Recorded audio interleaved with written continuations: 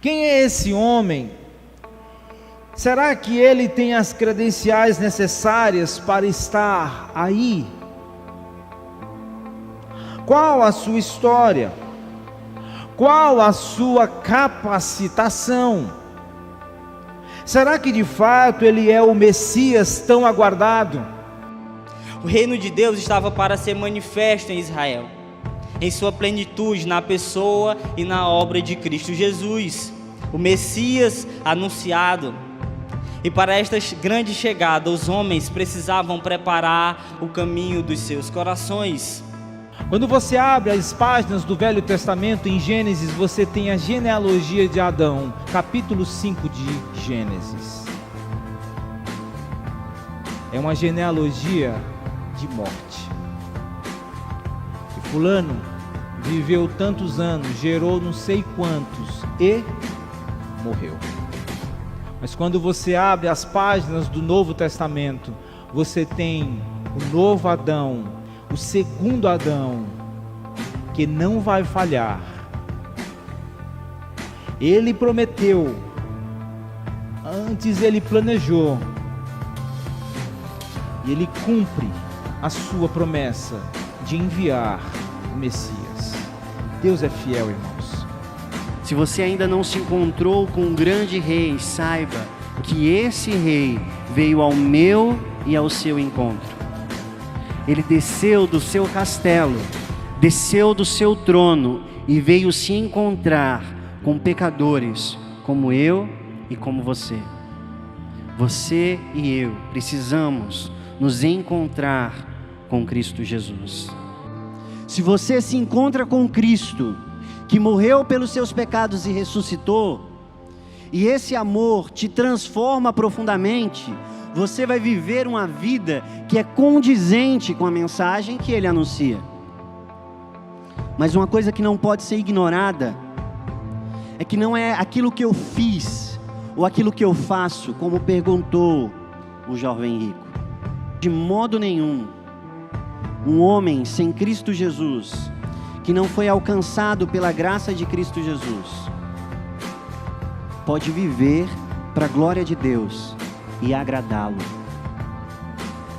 Sem fé é impossível agradar a Deus.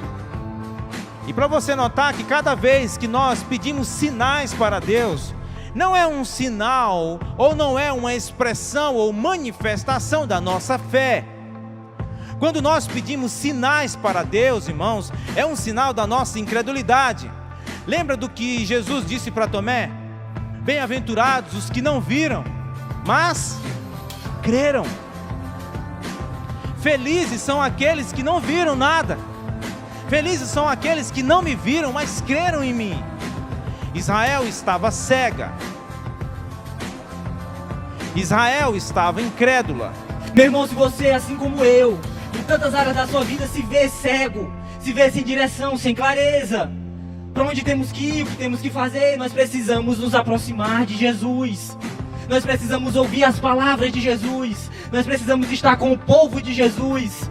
E eles entraram em casa, nesse ambiente familiar, na comunhão com os outros cegos. É onde nós vamos encontrar aquele que enxerga, aquele que vai nos curar, aquele que vai nos restaurar, aquele que restaura visões, aquele que tira as escamas, aquele que dá direção, aquele que ensina, aquele que toca. Esse é o nosso médico. Ele não pede para você deixar a universidade, ele não pede para você deixar a escola, deixar de escrever seus artigos acadêmicos, mas ele te convida a ser pescador de homens. Ele te convida a ser médico de almas, enfermeiro de corações, programadores de mente, educadores da verdade. Ele quer que você conecte relacionamentos, administre recursos para a expansão do reino de Deus. Ele quer que você alimente os famintos, dê teto aos desabrigados. Qual é a sua profissão? O que você faz na sua vida? Isso tem sido usado para a glória e expansão do reino de Cristo Jesus?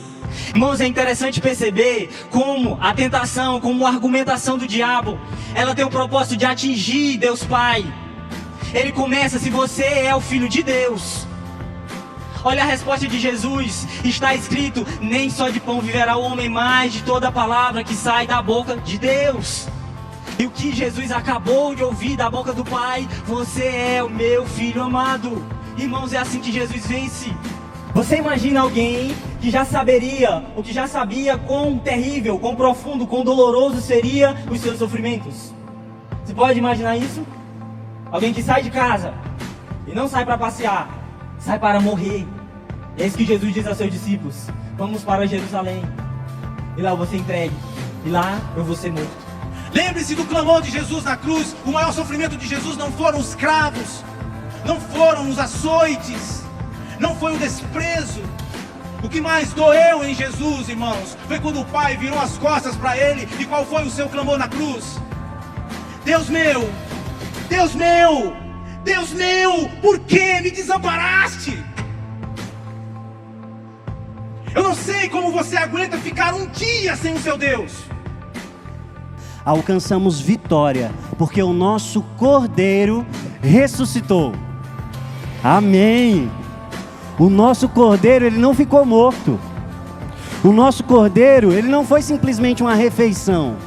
O nosso Cordeiro ressuscitou ao terceiro dia. Isso nos dá garantia de vitória, queridos. Se há dúvida de que você pode ser livre do seu pecado, se há dúvida de que você vai viver uma vida eterna, se há dúvida que há plenitude de vida em Cristo Jesus, essa dúvida se cessa, porque a cruz, ela não está mais vazia.